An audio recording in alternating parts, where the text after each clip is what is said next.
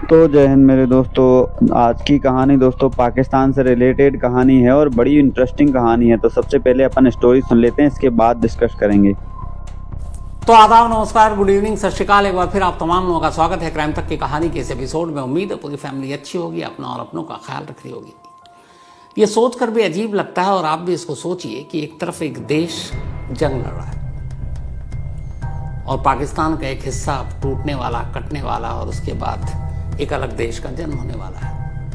1971, जिसकी बुनियाद 70 से ही पड़ गई थी। पूर्वी पाकिस्तान और पाकिस्तान की सेना के बीच में कैसे जंग हुई, कैसे बांग्लादेश का जन्म हुआ, ये पूरी कहानी डिटेल में आपको सुना रखी है। तो ये कहानी नहीं सुनाने जा रहा हूँ, लेकिन इन्हीं जंग के दौरान 2 सालों तक एक तरफ जंग है और एक तरफ पाकिस्तान में एक कहानी, एक स्कैंडल और एक रहस्यमयी मौत। और कमाल की बात यह है कि जब जंग के माहौल में सारे अखबार जंग की खबरों से पटे पड़े हों, तो अंदाज़ा लगाइए कि यह कहानी कैसी होगी कि पूरे 2 सालों तक पाकिस्तान के हर न्यूज़पेपर के पहले पन्ने पर, फ्रंट पेज पर एक स्टोरी और तस्वीर इस कहानी की ज़रूर होती थी, जो आज मैं आपको सुनाने जा रहा हूँ।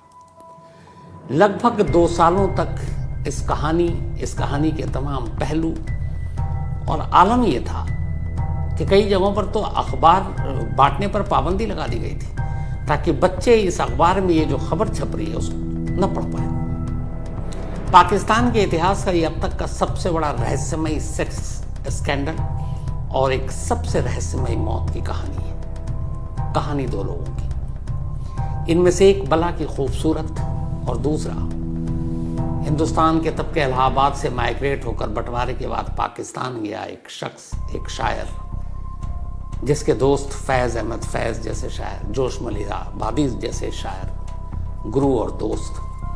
पाकिस्तान जाने के बाद वो पाकिस्तान के सिविल सर्विस का एग्ज़ाम देता है, जैसे हमारे यहाँ यूपीएससी है, और फिर वो वहाँ का आईएएस अफसर बनता है। लाहौर का डिस्ट्रिक्ट कमिश्नर होता है, एक सर्वेंट। इतना बड़ा कद पद और बड़ा शायर, नौजवानों की शायरी में उसका अपना एक मकाम, एक नाम। और फिर उसी की एक कहानी, उसकी और उसकी एक महबूबा की कहानी, जो आज भी 54 सालों से एक रहस्य है। पेश है पूरी कहानी। ये कहानी है मुस्तफ़ा हसनैन ज़ैदी की। मुस्तफ़ा हसनैन ज़ैदी बचपन से ही शेर व शायरी लिखने के शौकीन। तब हिंदुस्तान पाकिस्तान सब एक था, अंग्रेज़ों का राज्य था। 1947 में हम आज़ाद हुए, 2 टुकड़े हुए, कुछ लोग पाकिस्तान गए, कुछ पाकिस्तान से भारत आए। उसमें से मुस्तफ़ा हसनैन ज़ैदी का परिवार भी था, जो इलाहाबाद से यूपी के पाकिस्तान शिफ्ट कर गया। पाकिस्तान जाने के बाद मुस्तफ़ा हसनैन ज़ैदी ने वहीं पढ़ाई लिखाई की, फिर वहाँ के सिविल सर्विस का एग्ज़ाम दिया, पढ़ने में तेज़, सिलेक्शन हो गया और वो फिर पोस्टिंग मिली लाहौर में, पहले फिर कराची में डिस्ट्रिक्ट कमिश्नर, डीसी। धीरे धीरे वक्त बीता, एक जर्मन महिला से प्यार हुआ, हसनैन ज़ैदी ने शादी कर ली, 2 बच्चे हुए, सब कुछ चल रहा था। हसनैन ज़ैदी के बारे में ये था कि वो देखने में खूबसूरत, पढ़ने लिखने में होशियार, ऊपर से शायर और इसी के साथ थोड़े से दिल पे एक मिजाज। ये सब सही चल रहा था कि तभी एक रोज़ कराची के एक क्लब में हसनैन ज़ैदी पहुंचते हैं और वहाँ उनकी मुलाकात एक महिला से होती है, एक औरत से, और उनका नाम शहनाज गुल। शहनाज गुल के करीबी हलकों में ये मशहूर था कि वो बला की खूबसूरत है। और दूसरी कहानी उनकी ये थी कि उन्होंने अपने से लगभग 20 साल या 25 साल बड़े शख्स से शादी की, जो पहले आर्मी में थे, फिर छोड़ दिया, उसका शादी की, डिवोर्स हो गया। उसके बाद उन्होंने शहनाज गुल से शादी की। शहनाज गुल से भी बच्चे हुए। सलीम नाम था शहनाज गुल के हस्बैंड का। फिर यही एक क्लब में शहनाज गुल और सलीम अपने शौहर के साथ गईं और वहीं मुस्तफ़ा हसनैन ज़ैदी से पहले मुलाकात हुई। इस पहली मुलाकात में ही हसनैन ज़ैदी शहनाज गुल पर फिदा हो गए, उसकी खूबसूरती पर फिदा हो गए। और अब वो मिलने के लिए बेचैन, पार्टी करने के लिए बेचैन। चूँकि वो एक बड़े सरकारी अफसर थे, तो अक्सर बड़े बड़े क्लबों में पार्टियां होती, वो अपने दोस्तों के साथ ले जाते और फिर सलीम से भी कहते आप भी आइए अपनी बेगम के साथ। सलीम साहब को भी इधर ये था कि भाई हसनैन जैदी एक बड़े सरकारी अफसर है, बहुत सारी चीज़ें हो सकती हैं, तो वो भी पार्टियां में जाते, लेकिन वो इस बात से अनजान। लेकिन फिर धीरे धीरे ये बात चर्चा का विषय बन गया कि हसनैन जैदी और शहनाज गुल के बीच में कुछ है। इसी बीच एक वक्त ऐसा आया कि पाकिस्तान में करीब 300 के आसपास जो सिविल सर्वेंट थे उनको हटा दिया गया, इल्ज़ाम करप्शन का लगा, और उसमें एक नाम मुस्तफ़ा हसनैन जैदी का था। तो ये डेंट लगा, उधर इश्क था। हसनैन जैदी चाहते थे शहनाज गुल उनके साथ अपने परिवार, शौहर, बच्चों को छोड़कर आ जाए, दोनों शादी कर लें, कहीं विदेश चले जाएं, जर्मनी या कहीं और। लेकिन शहनाज गुल अपना परिवार, अपनी फैमिली, अपने बच्चे, अपने शौहर को छोड़ना नहीं चाहती थी। रिश्ते में थी लेकिन परिवार को नहीं छोड़ना चाहती थी। इसी तरीके से चलता रहा, धीरे धीरे वक्त बीता। जब वक्त बीता तो आहिस्ता आहिस्ता फिर हसनैन जैदी को एहसास होने लगा कि शहनाज गुल शायद अब उससे किनारा कशी कर रही है। कई बार वो फ़ोन करते, फ़ोन नहीं उठाती, कई बार मिलने के लिए कहते, वो मिलने नहीं आती। और इस बीच में वो एक बार जर्मनी चली गई, दूरी बन गई। अब ये बात हसनैन जैदी को परेशान करने लगी, गुस्सा आने लगा कि वो कैसे इग्नोर कर सकती है। इन्हीं सब रिश्तों के बीच सब कुछ चल रहा था और ये सारी कहानियाँ चल रही थी। उधर 70 का दौर आ गया, इनके रिश्तों को कई साल गुजर गए थे। 70 में पाकिस्तान में एक अलग कहानी पनप रही थी। चुनाव हुआ और उस चुनाव में पूर्वी पाकिस्तान की जो पार्टी थी वो ज़्यादा सीट जीत ली, अब उनका प्राइम मिनिस्टर बनना था। लेकिन इधर जो बाकी उर्दू बोलने वाले पाकिस्तानी, उन्होंने ये बर्दाश्त नहीं किया, तो फिर पूर्वी पाकिस्तान के लोगों को दबाना शुरू किया। जंग की नौबत आ गई, पाकिस्तान ने जुल्म किया, उसके बाद हिंदुस्तान बीच में कूदा और अब जंग की आहट लगभग सुनाई दे रही थी। तो पाकिस्तान के हर अखबार में अब इसी जंग वंग की खबर चल रही थी। लेकिन इसी बीच 13 अक्टूबर 1970 एक गर्मी का दिन और उसकी सुबह से रात हुई। हसनैन जैदी अपने घर में और उनका फोन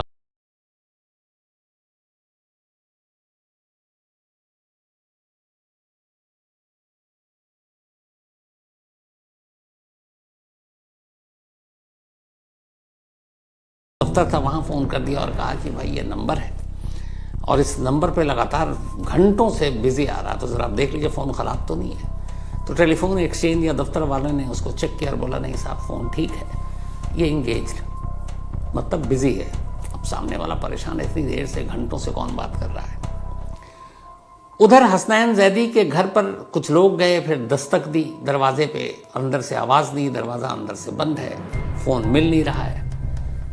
और कई दोस्त थे, कुछ शायर भी थे, पर कोई बातचीत नहीं हो रही, कोई कांटेक्ट नहीं हो रहा। ये बात है 13 अक्टूबर 1970 की, 13 अक्टूबर 1970। इसी दौरान में उधर सलीम परेशान है, क्योंकि सलीम की बीवी, उनकी अहलिया शहनाज गुल, वो भी घर से गायब। हसनैन जैदी के घर से फ़ोन नहीं उठ रहा, घर से कोई आवाज़ नहीं है, घर के अंदर दस्तक देने के बाद खुल नहीं रहा है। और इधर शहनाज गुल, सलीम साहब की बीवी, गायब। और दोनों सेम 13 अक्टूबर 1970 की कहानी है। सुबह से शाम हो गई, शहनाज गुल वापस नहीं लौटी। अब चर्चा तो इतना हो चुका था, तो सलीम साहब को भी ये शक कि शहनाज गुल शायद मुस्तफ़ा हसनैन जैदी के घर पर है। उन्होंने जाकर पूछा, नौकरों ने कहा कि भाई दरवाज़ा अंदर से बंद है और हम सुबह से आवाज़ दे रहे हैं, खोला भी नहीं किसी ने, और मोबाइल जो लैंडलाइन नंबर है वो लगातार बिजी आ रहा है। अब सलीम के मन में ये भी है कि शहनाज गुल अंदर हैं, हसनैन जैदी अंदर हैं, तमाम तरह की बातें, शक, सवाल उनके जहन में, लेकिन न दरवाज़ा खुल रहा है, न फ़ोन मिल रहा है। वो लौट कर आते हैं, अपने किसी और दोस्त से कहते हैं, तो दोस्त कहता है कि यार आपकी बीवी गायब है, पुलिस में रिपोर्ट लिखा दीजिए। अब उन्हें बड़ी शर्मिंदगी भी हो रही है कि अगर मैं बीवी की गुमशुदगी की रिपोर्ट लिखाऊँ और कल को शहनाज गुल हसनैन जैदी के साथ बरामद हो, तो सोसाइटी, समाज में, मोहल्ले में क्या इज्जत रह जाएगी। तो इसी डर से वो रिपोर्ट नहीं लिखा रहे। इस चक्कर में पूरी रात बीत जाती है। अब अगली सुबह हो गई, शहनाज गुल अब भी नहीं लौटी, उधर हसनैन जैदी के घर का दरवाज़ा अब भी नहीं खुल रहा है। आखिरकार सुबह लोगों ने मशवरा दिया और सलीम पहुंच गया पुलिस स्टेशन। उन्होंने शहनाज गुल की गुमशुदगी की रिपोर्ट लिखाई, और जब रिपोर्ट लिखाई तो साथ में ये भी लिखाया कि हम लगातार फ़ोन कर रहे हैं, हो सकता है वो मुस्तफ़ा हसनैन जैदी के साथ हों, घर में हों, लेकिन घर का दरवाज़ा बंद, खोल नहीं रहे हैं, फ़ोन मिल नहीं रहा है। अब मुस्तफ़ा हसनैन जैदी एक बड़े अफसर रहे थे, पुलिस भी जानती थी, तो उसने कहा चलिए चलते हैं। अब ये पुलिस की टीम सलीम साहब को लेकर घर पहुंची। जब घर पहुंची तो पता चला कि वाकई दरवाज़ा बंद है और फ़ोन अब भी बिजी है। तो कुछ गवाहों के सामने दरवाजे को तोड़ा गया, अंदर दाखिल होते हैं। जब दाखिल होते हैं तो पाते हैं कि बिस्तर पर जो मुस्तफ़ा हसनैन जैदी हैं वो लगभग बेसुध पड़े हुए हैं, लेकिन कपड़े वो पहने हुए हैं जिनको देखकर ये लग रहा है कि शायद घर से बाहर जाने की तैयारी कर रहे थे, पैंट शर्ट सारी चीज़ें करीने से सलीके से। और उस कमरे के दरवाजे के पास शहनाज गुल पड़ी हुई है, वो भी बेसुध। जो फ़ोन था वो रिसीवर पर नहीं था, नीचे लटक रहा था, और लटकने की वजह से वो लगातार बिजी शो कर रहा था। कमरे के सारे सामान, सोफे लुढ़के हुए थे, अलमारी गिरी पड़ी थी, चादर की तमाम सिलवटें इधर से उधर उधड़ी हुई थी। देखकर लग रहा था कि कुछ यहाँ पे हाथापाई जैसी कोई चीज़ हुई है। लेकिन पहला काम था 2 बेसुध लोगों को अस्पताल ले जाना। दोनों को फ़ौरन जिन्ना अस्पताल ले जाया गया। अस्पताल जाने के कुछ देर के बाद डॉक्टरों ने बताया कि मुस्तफ़ा हसनैन जैदी की मौत हो चुकी है। कुछ दिन पहले ही उन्होंने अपना 41वां बर्थडे मनाया था, 41वां, यानी कि वो सिर्फ 41 साल के थे। उधर शहनाज गुल को जब डॉक्टरों ने देखा तो पाया कि नहीं, उनकी अभी भी धड़कनें हैं। इलाज हुआ, फिर वो होश में आई। कमरे की तलाशी ली गई तो पता चला कि टेबल पर और बेड पर बहुत सारी कुछ नींद की गोलियां थी, 25-30, और जो डॉक्टरों ने पाया बाद में पोस्टमार्टम रिपोर्ट में, वही गोलियां खाई थी हसनैन जैदी ने। शहनाज गुल भी जो बेहोश हुई थी, एक दूसरी तरह की गोली थी, उन्होंने भी वो कंज्यूम किया था। तो अब दोनों ने एक तरह से ये गोलियों को देखकर लग रहा था कि ये खुदकुशी का मामला है, लेकिन एक मर गया, एक बच गया। अब ये खबर अगले दिन अखबार में, क्योंकि एक तरफ एक नौजवान शायर, एक ब्यूरोक्रेट, और दूसरी तरफ शहर की सबसे खूबसूरत लड़की शहनाज गुल, इससे बेहतर मसाला क्या हो सकता था। अब वो तमाम डॉन, जंग, जितने भी अखबार, ये खबर आ रही है। इधर बांग्लादेश की खबर चल रही है, लेकिन पहले पन्ने पर ये खबर भी अपनी जगह बना रही है।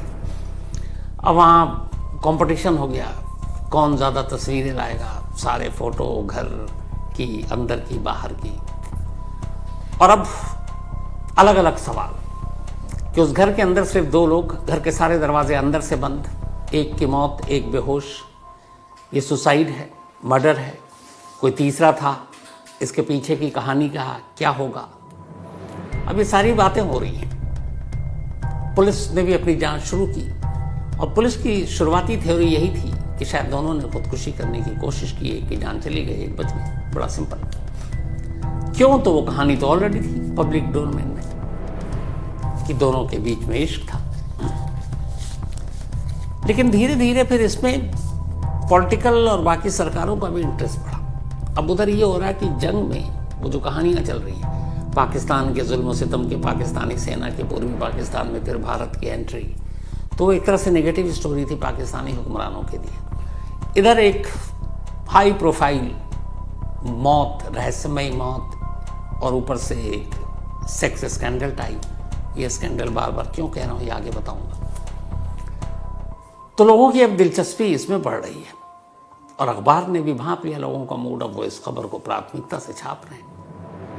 अब धीरे धीरे ये होता रहा। उसके बाद पुलिस की जांच चलती रही, लेकिन अब हसनैन जैदी के परिवार वालों ने फिर आवाज़ उठानी शुरू की कि शायद पॉलिटिकल प्रेशर, दबाव है, जिसकी वजह से उनके भाई की मौत के सच को छुपाया जा रहा है। तो ये उंगली उठी कि असल में ये हसनैन जैदी ने खुदकुशी नहीं की, बल्कि उनका कत्ल हुआ, और कातिल कोई और नहीं, शहनाज गुल है।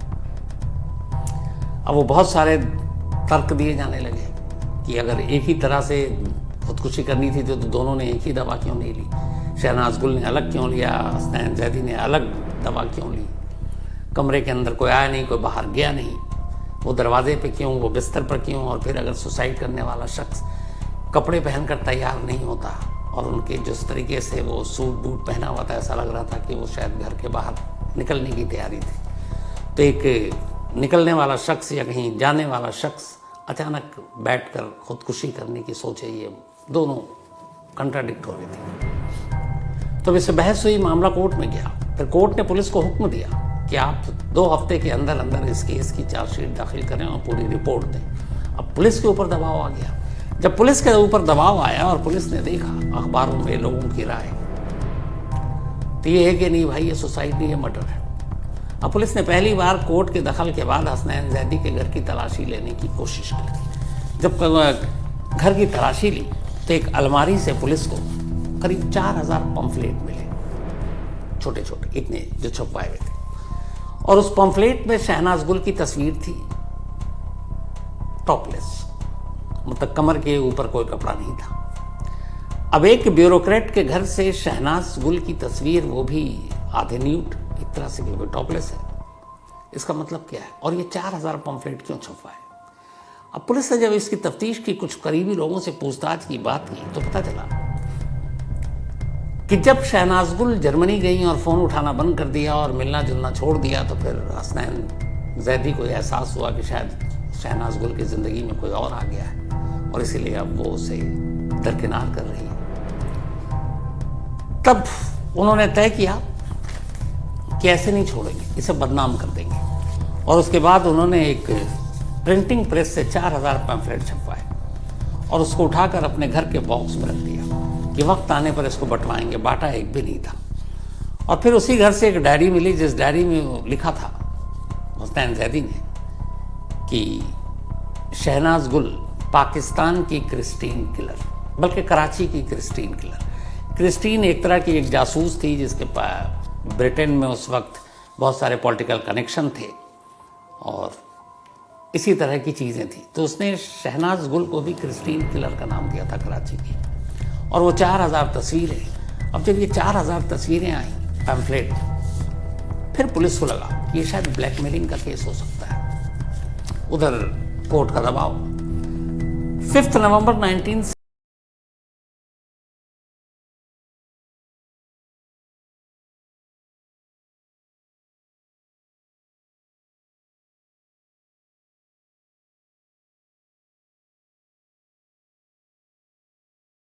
कि जो मुस्तफ़ा हसनैन जैदी हैं, उन्होंने खुदकुशी नहीं की बल्कि उनका कत्ल हुआ है और कातिल शहनाज गुल है। इसके पीछे अपनी दलील दी पुलिस ने कि 2 तरह की दवाएं थी, कम असर वाली शहनाज गुल ने खाई।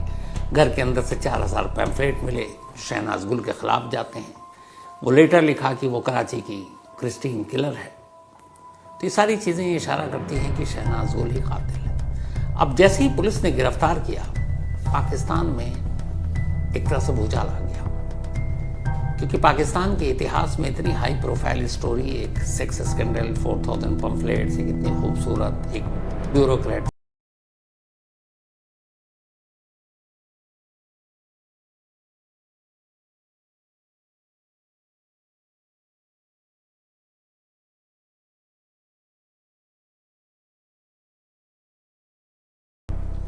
लगभग 1972 तक अगले 2 सालों में जब पाकिस्तान का कोई न्यूज़पेपर बिना शहनाज गुल की तस्वीर के छपा। अब शहनाज गुल की गिरफ्तारी, और जब पुलिस ने गिरफ्तार किया तो पहले तो कोर्ट का ऑर्डर लेकर पुलिस गई। रात का वक्त था शहनाज गुल के घर। शहनाज गुल को जगाया गया, उनके पति शौहर सलीम ने जगाया, पूछा क्या हुआ, बताया पुलिस आई है और गिरफ्तार करने। बोली क्यों?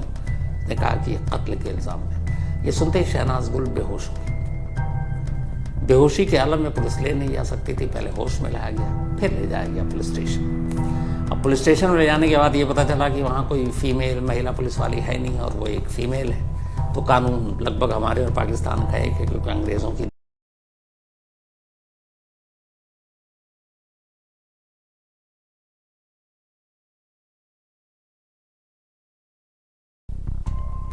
पूरे पाकिस्तान ने शहनाज गुल को विलेन बना दिया था। जब भी शहनाज गुल जेल से कोर्ट तक जाती, तमाम उस वक्त के कैमरे, शुक्र है कि न्यूज़ चैनल के कैमरे नहीं थे, अखबारों के कैमरे थे, फोटोग्राफी, वो चलते रहे और हर दिन कोई ना कोई मिर्च मसाला लगाकर ये खबरें चलती रही। मुकदमा आगे बढ़ता रहा और आखिरकार मई 1972, 4 मई 1972 को कोर्ट का फैसला आता है। मतलब 70 के बाद 2 साल तक ये मुकदमा चला। और उससे पहले जस्ट 1971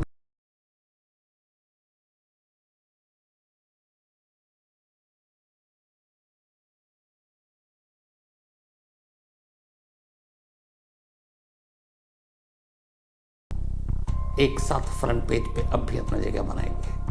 और फिर आई तारीख वही 4 मई 1972, कोर्ट ने अपना फैसला सुनाया। कहा कहानियां तो सब है, चाहे वो 2 तरह की दवाओं का हो, 4000 पैम्फलेट्स हो, रिश्तों का हो, मोहब्बत का हो, मोहब्बत में बेवफाई का हो, हाई सोसाइटी में मशहूर शहनाज गुल का हो। लेकिन कहीं से ये साबित नहीं होता है कि हसनैन जैदी की मौत वाकई मर्डर थी या सुसाइड। और अगर मर्डर है तो ये साबित नहीं होता कि शहनाज गुल ने कत्ल किया, और सुसाइड है तो भी ये साबित नहीं होता है कि उस सुसाइड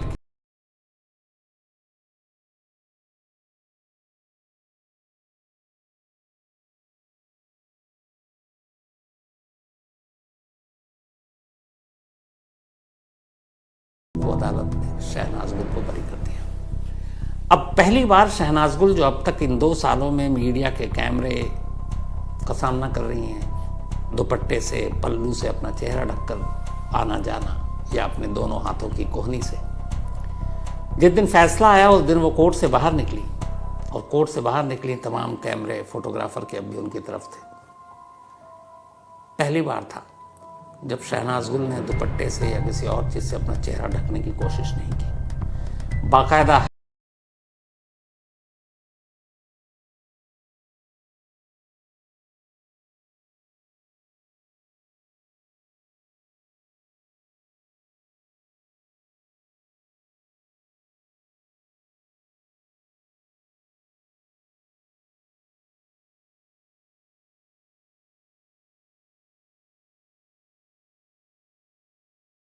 एक रोज एक छोटी सी खबर एक अखबार में आई कि 70s के सबसे बड़े स्कैंडल, 70s की सबसे बड़ी mystery, death mystery, murder mystery और हाई सोसाइटी के रिलेशनशिप, जिसने वॉर के दौरान भी अखबारों के पन्ने पर अपनी जगह बनाकर रखी, एक खामोश मौत मरी। 2000 में जब शहनाज गुल की मौत हुई तब वो कहीं खबरों में नहीं थी, न किसी तस्वीर में थी। एक छोटी सी खबर आई थी और उससे पाकिस्तानियों को पता चला कि शहनाज गुल की मौत हो गई। जिस शहनाज गुल को 2 सालों तक अखबार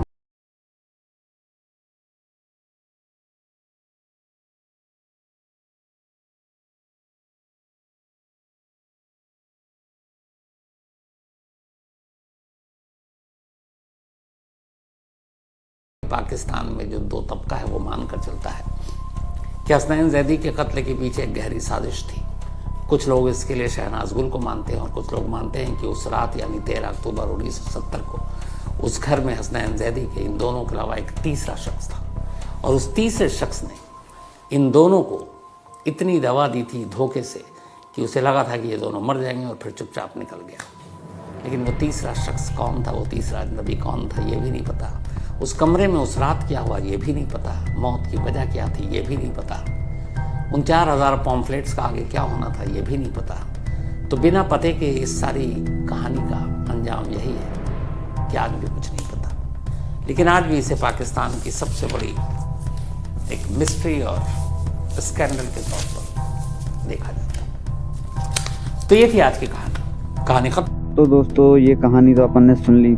अब कहानी में सबसे पहले मैं आपको बताऊं कि कातिल कौन था, कौन। देखिए इसमें अगर इसमें अपनी भारत का देखें तो ये कोई पता करना कोई बड़ी बात नहीं थी, क्योंकि इन्वेस्टिगेशन सही तरीके से नहीं हुई। क्योंकि मुझे ऐसा लग रहा है कि वॉर के बाद अगर कोई देश एक हार जाता है तो फिर हालत ख़राब हो जाती है, और फिर अब पुलिस इतना ध्यान भी नहीं दे पाती। लेकिन भारत होता तो मैं ये गारंटी लेता हूँ कि कातिल का भी पता चल जाता। और इन्वेस्टिगेशन, और आपको पता ही है कि भ्रष्टाचार एक देश क्या कर उससे इन्वेस्टिगेशन करवा सकते हैं। लेकिन कहानी इंटरेस्टिंग इसलिए है कि वॉर के टाइम में 2 साल तक किसी कहानी का बना रहना, ये सबसे बड़ी बात है। तो कहानी तो बड़ी इंटरेस्टिंग थी। तो चलिए मेरे दोस्तों, मिलते हैं नेक्स्ट स्टोरी में। कोई अच्छी सी स्टोरी फिर से लेकर आऊँगा। चलिए, जय हिंद।